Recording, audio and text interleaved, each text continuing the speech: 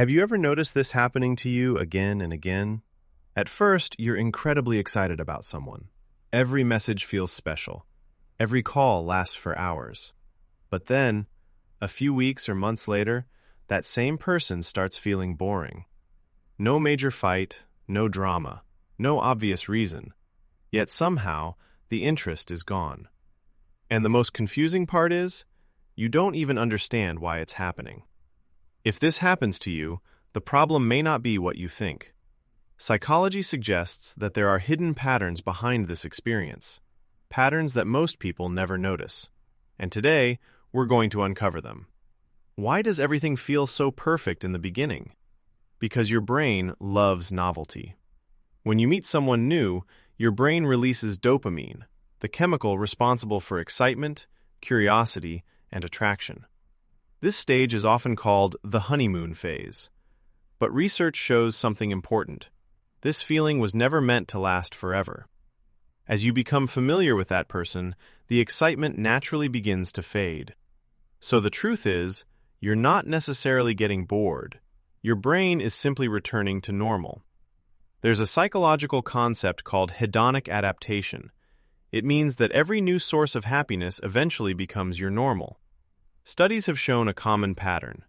A new relationship, intense excitement. A few months later, the same person feels familiar and ordinary. Think about buying a new phone. For the first few days, you're obsessed with it. But after some time, it becomes just another part of your daily routine. Relationships often work the same way, and many people mistake this normal transition for boredom. In the beginning, you don't always see people as they truly are. You see them as you imagine them to be. You tell yourself, this person is different. They understand me. They're perfect.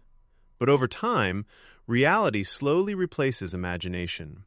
The little habits that once seemed cute start becoming annoying. The qualities you ignored become impossible to overlook. And that's when your interest starts fading. Because sometimes you weren't in love with the person. You were in love with the version of them that existed in your mind. Now let's talk about one of the most important reasons. Some people show intense interest in the beginning, but as soon as the relationship becomes deeper, they suddenly pull away. Psychologists call this an avoidant attachment style. Research suggests that people with this pattern often feel uncomfortable with emotional closeness. As someone gets closer to them, their mind creates distance to protect itself, and many times they mistake that feeling for boredom. But in reality, it's not boredom. It's a fear of intimacy. Sometimes the other person doesn't destroy the attraction. You do.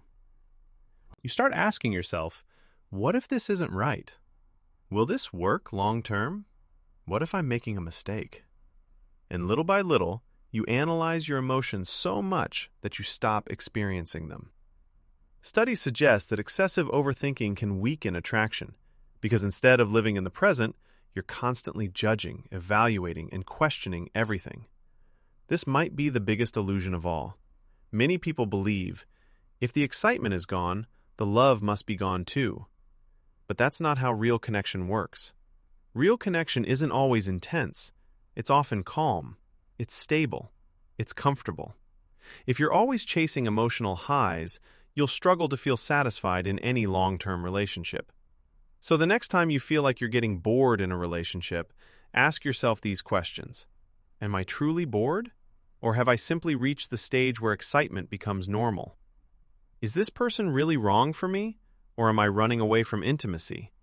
Because the truth is, the problem isn't always the other person. Sometimes, your own mind breaks the connection because it feels safer than vulnerability. Once you understand this pattern, you'll stop seeing relationships the same way.